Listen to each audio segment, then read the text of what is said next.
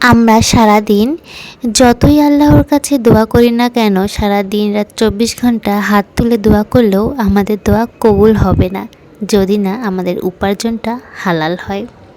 হালাল জীবিকা ব্যতীত ইবাদত কখনো কবুল হয় না।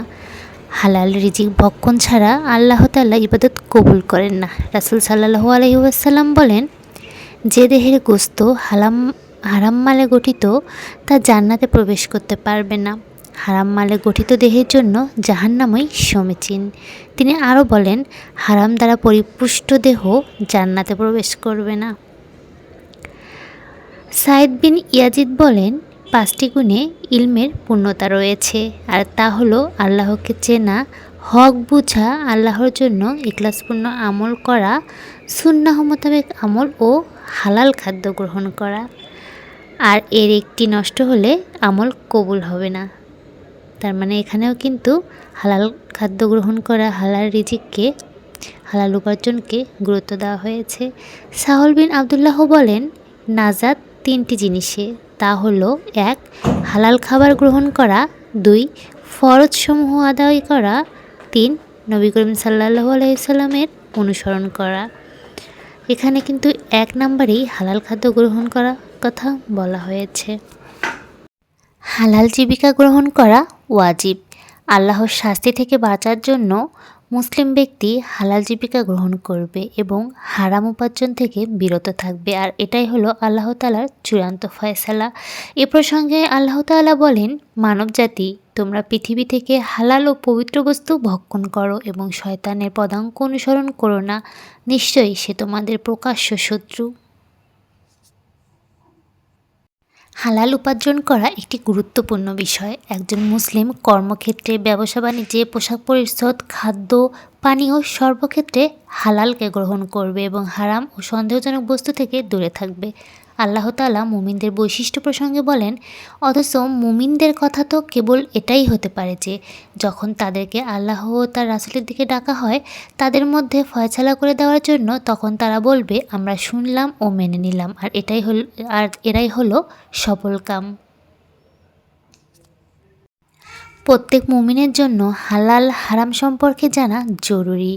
আহমদ বিন আমদাদ মুহাম্মদ আবদুল্লাহ বলেন, শরিয়াতে বিধান প্রযোজ্য এমন মুসলিমের জন্য হারাম হালাল জানা ফরজ, যাতে তিনি দ্বীনের ব্যাপারে এমন জাগ্রত জ্ঞান সম্পূর্ণ হন যেন নিষিদ্ধ বিষয়ে পতিত না হন এবং ইসলামী বিধানের বিরোধিতা না করেন।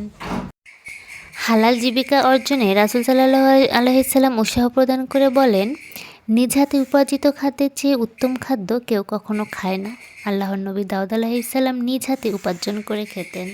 হালাল পথে উপার্জনকারীর কথা জিহাদের পূর্বে উল্লেখ করা হয়েছে। আল্লাহর উপর ভরসা করা ও হালাল জীবিকার উপর অটল থাকতে আল্লাহ তাআলা বলেন, তোমরা আল্লাহর উপরেই ভরসা করো যদি তোমরা মুমিন হও। তিনি আরও বলেন, যে ব্যক্তি আল্লাহর উপর ভরসা করে তার জন্য আল্লাহই যথেষ্ট, আল্লাহ তার ইচ্ছা পূরণ করবেন। অতএব আল্লাহর উপর আমাদের ভরসা করে হালাল উপার্জনের সন্ধান করতে হবে। আমরা হারাম উপার্জনের পিছনে দৌড়াবো না, কারণ আল্লাহই আমাদের জন্য যথেষ্ট। রাসূল সাল্লাল্লাহু আলাইহি ওয়াসাল্লাম বলেন, যদি 4টি জিনিস তোমার মধ্যে থাকে তাহলে দুনিয়ার কোনো কিছু হারানোর বিষয়ে পরোয়া করবে না। সে বিষয়গুলো হলো আমানত রক্ষা করা, সত্য কথা বলা, সুন্দর চরিত্র ও হালাল খাদ্য গ্রহণ করা। মুসলিম অল্পে সন্তুষ্ট থাকবে ও আল্লাহকেই যথেষ্ট মনে করবে এবং হালাল উপার্জনের মাধ্যমে হারাম থেকে নিজেকে বিরত রাখবে। আল্লাহ তাআলা বলেন, ধনী গরিবের মধ্যকার ব্যবধান আল্লাহ তাআলারই ব্যবস্থাপনা। তিনি যাকে খুশি অঢেল সম্পদ দিয়ে থাকেন। এটা মেনে নেওয়া তাকদীরের একটি গুরুত্বপূর্ণ দিক। আল্লাহ তাআলা যাকে যতটুকু সম্পদ দিয়েছেন এতে সন্তুষ্ট থেকে হারাম জীবিকা উপার্জনের যাবতীয় পথ থেকে নিজেকে দূরে থাকলে আর হালাল জীবিকা গ্রহণ সহজ হয়ে যায়। এ দেখে ইঙ্গিত করে বলেন, তোমাদের চাইতে নিম্ন মর্যাদা সম্পন্ন ব্যক্তির দিকে তাকাও এবং তোমাদের চাইতে উচ্চ মর্যাদা সম্পন্নের দিকে তাকিও না। আল্লাহ দেয়া অনুগ্রহকে তুচ্ছ মনে না করার জন্য এটাই উৎকৃষ্ট পন্থা। অতএব আমরা হালালভাবে উপার্জন করব, হালাল পথে চলব। এর মধ্যে আমরা আমাদের থেকে যারা নিচু আছে আমরা তাদের দিকে তাকিয়ে নিজেদেরকে সন্তুষ্ট মনে করব, কখনোই আমাদের থেকে উচ্চ মর্যাদা সম্পন্ন ব্যক্তিদের দিকে তাকাবো না।